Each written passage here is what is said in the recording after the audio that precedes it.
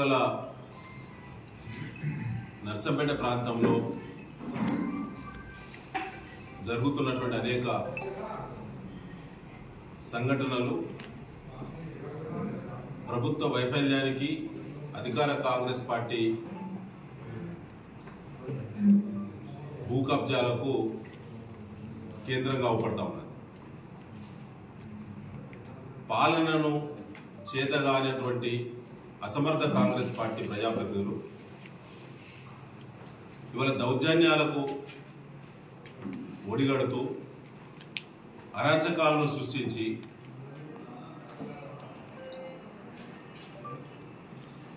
అరాచకాల పట్ల తిరగబడేటువంటి వివిధ వృత్తుల వాళ్ళను కూడా వాళ్ళపైన కూడా ఇలా దాడులు చేస్తూ ఉన్నారు. నర్సంపేటలో కోకొల్లోనే జరుగుతూ ఉన్నాయి. పిటిషన్ పట్టుకొని పోలీస్ స్టేషన్ పోతే కేసులు నమోదు చేసే పరిస్థితి లేదు పోలీసు అధికారులు. ఒక అధికారి దగ్గరికి పోతే మరో అధికారి దగ్గరికి తిప్పుతూ ప్రజలను నిరాశకు లోను చేస్తూ ఉన్నారు పోలీసు అధికారులు.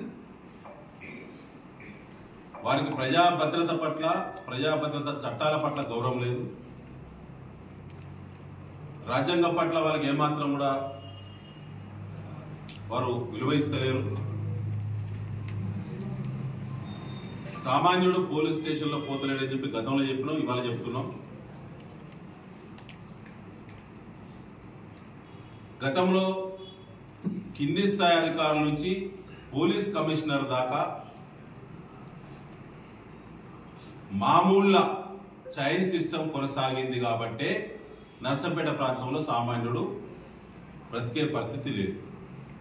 కేసుల రిజిస్ట్రేషన్ ఏమైతే ఇప్పుడు దానికి ఇక దమ్మున్నోడు కొట్లాడాలి, దమ్మున్నోడు కొట్టుకోవాలన్నట్టే కదా పోలీసు చెప్పేది. పాత నర్సంపేట పరిస్థితులు పునరావృతం మార్పులో భాగంగా కాంగ్రెస్ పార్టీ తీసుకొస్తున్నది. మేము ప్రజలు కూడా విజ్ఞప్తి చేస్తా ఉన్నాం. ఎవరు ఎట్లా ఆలోచిస్తున్నారో అర్థం చేసుకోవాలని కోరుతున్నాం. ప్రతిపక్ష పార్టీలను టార్గెట్ చేసి ఇబ్బందులు పెట్టారు. నేను ఇవాళ కూడా మళ్ళా కొత్త సిపిగా వచ్చినటువంటి కొత్త పోలీస్ కమిషనర్ గారికి, కొత్తగా వచ్చినటువంటి డీసీపీ గారు ఐపీఎస్ అధికారి, నేను వారికి కూడా మళ్ళీ విజ్ఞప్తి చేస్తా ఉన్నాను. జిల్లా కలెక్టర్ గారు కూడా విజ్ఞప్తి చేస్తా ఉన్నాను. ఒకసారి నర్సంపేటలో ఉత్పన్నమైనటువంటి లా అండ్ ఆర్డర్ సమస్యల పట్ల సమీక్ష చేయమని అడుగుతున్నాం. మేము ఒక్క దిక్కు కూర్చొని మీరు మున్సిపాలిటీలో కూర్చొని సమీక్ష చేస్తారా, తహసీల్ ఆఫీసులో కూర్చొని సమీక్ష చేస్తారా, జిల్లా కలెక్టర్ గారి ఆఫీసులో ఫిర్యాదులు వింటారా? పోలీస్ కమిషనర్ గారే ఒకరోజు ప్రత్యేకంగా నర్సంపేట ప్రాంతంలో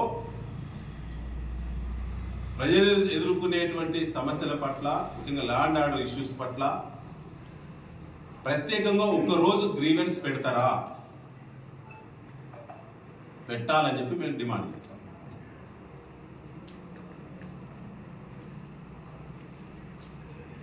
నేను నర్సంపేటలో జరిగినటువంటి 2 నిరసన కార్యక్రమాలు కూడా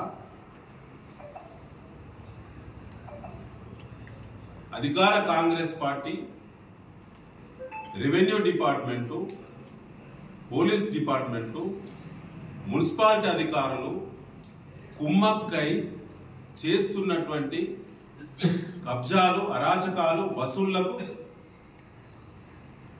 నిన్నటి ఘటనలు జరిగినాయి. దానికి వాళ్ళే బాధ్యత వహించాలని చెప్పి మేము డిమాండ్ చేస్తాం.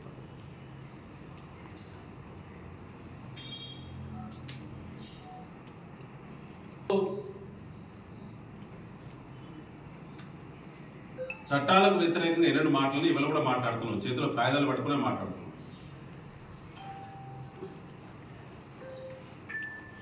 వాళ్ళ అధికార మార్పిడి జరిగినంత మాత్రాన భూముల మార్పిడి జరుగుతుందా? గెలిచిన ప్రజాప్రతినిధులు ఆత్మవిమర్శ చేసుకోవాలి.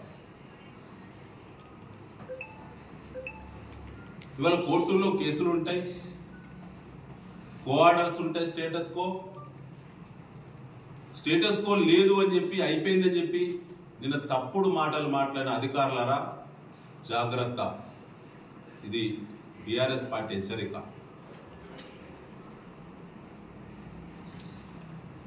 లంబాడ గిరిజనుల మీద నిన్న 25-30 మంది మీద కేసులు పెట్టిండు. తెలంగాణ తండాల పడి తిరిగిండు పోలీసులు భయభ్రాంతులకు గురి చేసుకుంటా.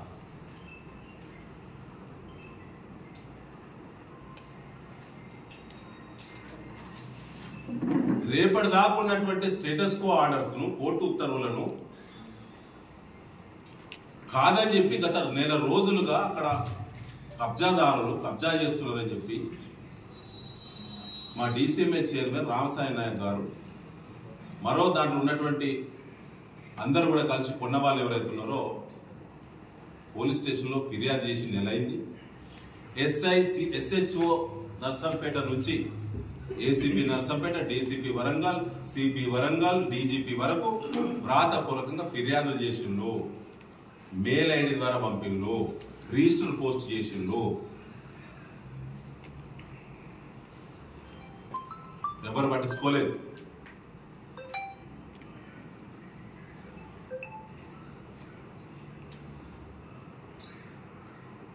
అంటే ఎవరు పోవద్దు. కాంగ్రెస్ పార్టీ వాళ్ళు అక్కడికి గుండాలు పోయి అక్కడ ఎట్లా కబ్జా చేస్తారు, ఎట్లా మార్కింగ్ ఇస్తారు ల్యాండ్, మున్సిపాలిటీ అధికారులు నిద్రపోతున్నారా, రెవెన్యూ అధికారులు కోర్టు ఉత్తర్వులను అమలు చేయకుండా వాటాలు పంచుకుంటున్నారా? అధికార పార్టీ కబ్జాలో పోలీస్, రెవెన్యూ, మున్సిపాలిటీ, మా సొసైటీ చైర్మన్లు కొందరు నచ్చలేదట, వారికి ఎక్స్టెన్షన్ రాదు. ఎమ్మెల్యే గారికి ఇష్టం లేదు. ఉంటుందా ప్రజాస్వామ్యంలో? అట్లా ఎక్స్టెన్షన్ రాష్ట్ర వ్యాప్తంగా వస్తుంది. నర్సంపేటలో మాత్రం కొందరు నచ్చలేదు, వారికి ఎక్స్టెన్షన్ రావు. బ్లాక్మెయిల్.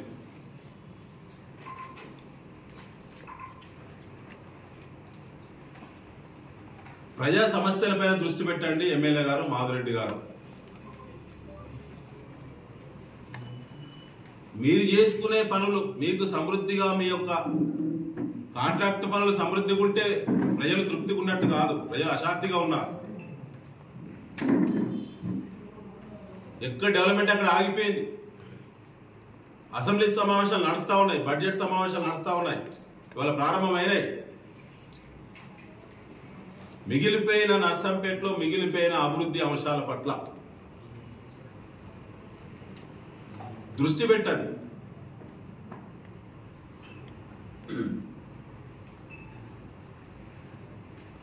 ఈ భూ కబ్జాల మీద, అరాచకాల మీద, రౌడీజం మీద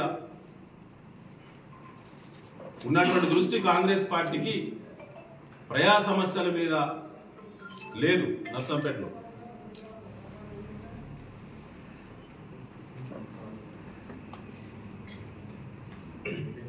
మేము డిమాండ్ మళ్ళీ చేస్తున్నాం.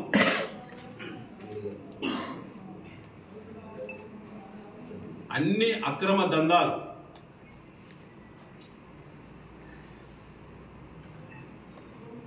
నేను చెప్పినటువంటి 4 వర్గాల వాటాలు Congress party, revenue department, police department, municipality, 4 వాటాలు నర్సంపేటలో ఏది జరిగినా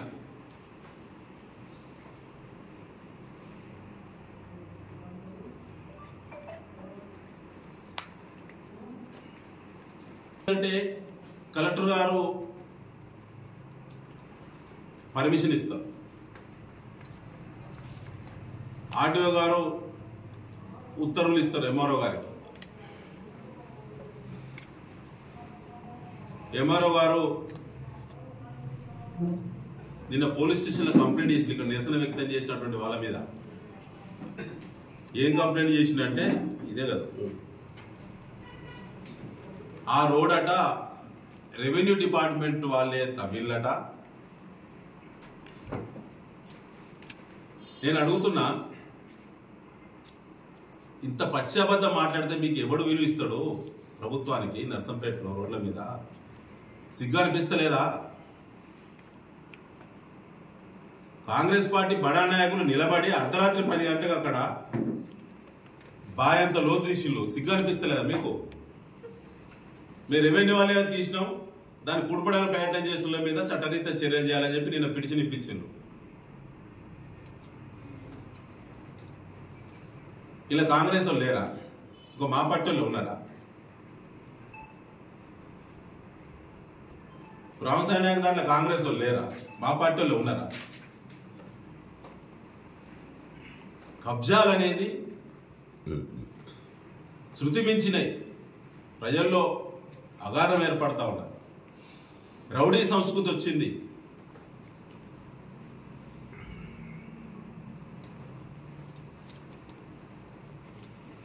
ఇలా విద్య మీద దృష్టి పెట్టండి. జిల్లా దవాఖానా చేసి కట్టించడం దిక్కు దివానా లేదు. మొన్న అంత పెద్ద ఇన్సిడెంట్ తర్వాత ఎవడు పట్టించుకునేటోడు, కుక్క లేదు, నక్క లేదు. మెడికల్ కాలేజ్ మీద దృష్టి పెట్టండి. ఎన్నో పనులు పెండింగ్లో ఉన్న పనులను పూర్తి చేయడం మీద దృష్టి పెట్టండి. ఈ తప్పుడు కేసులు పెడతారా? ఇలాంటి నేను అడుగుతాను, రెవెన్యూ వాళ్ళ ఆ గొయ్యి కనుక తీస్తే పైసలు ఎక్కడి రికార్డ్ అయినాయా? కాంగ్రెస్ నాయకుల కాళ్ళకు చెప్పులు కాదు కదా పోలీసు అధికారులు అంటే. వారి గౌరవం వారికి ఉండాలి కదా.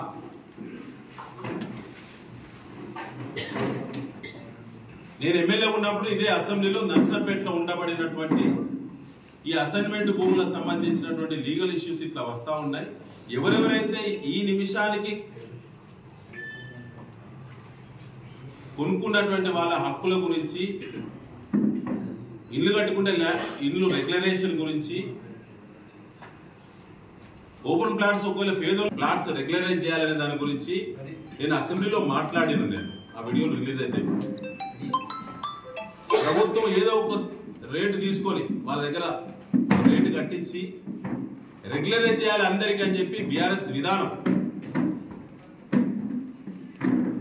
కానీ వాళ్ళు ఏం చేస్తాను, చట్టంలో ఉన్న లొసుగులను, ప్రజల్లో ఉండబడినటువంటి అమాయకత్వాన్ని, నిరక్షరాస్యతను అడ్డం పెట్టి ఇక ప్రతి ఇంచు భూమిని గోపుతారు నర్సంపేట. దానికైనా మార్పు వచ్చింది.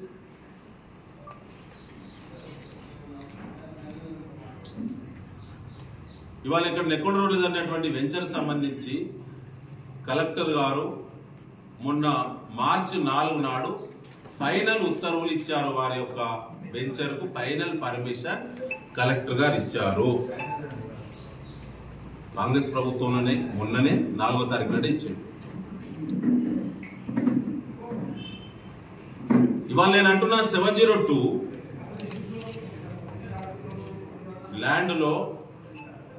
ల్యాండ్ చుట్టూ 15 రోడ్లు ఉన్నాయి. 15 రోడ్లు కూడా దవ్వుతారా కాంగ్రెస్ నాయకులారా?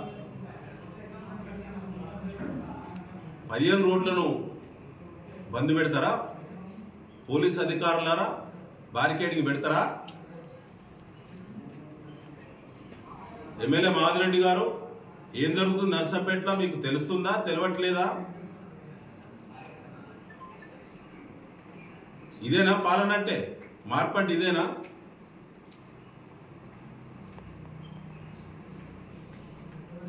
చట్టం ఎవరికైనా సమానమే కదా.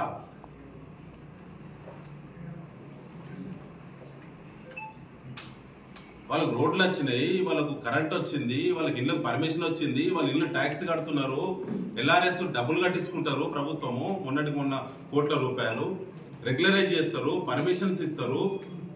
మళ్ళీ మీరే బ్లాక్మెయిల్ చేస్తారా? ఇది మామూలు కాదు కదా.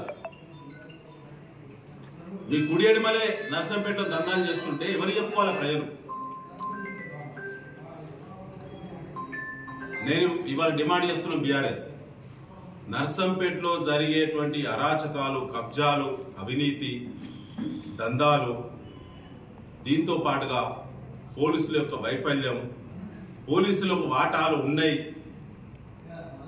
రెవెన్యూ మున్సిపాలిటీ అధికారులు వాటాలు ఉన్నాయి అనేటువంటి అంశాల పట్ల ఒకరోజు ముందే ప్రకటన చేసి ప్రత్యేకంగా నర్సంపేట ప్రాంతంలో జరిగేటువంటి ఈ అన్నింటి సంఘటనల పైన కొత్తగా వచ్చిన సిపి గారు, డీసీపీ గారు, జిల్లా కలెక్టర్ గారు ప్రత్యేకంగా గ్రీవెన్స్ పెట్టాలని, ప్రజల యొక్క ఆర్జీలు వచ్చిన కంప్లైంట్స్ పట్ల వారి నిబద్ధత చాటుకొని ప్రజలకు న్యాయం చేయాలని బీఆర్ఎస్ డిమాండ్ చేస్తుంది.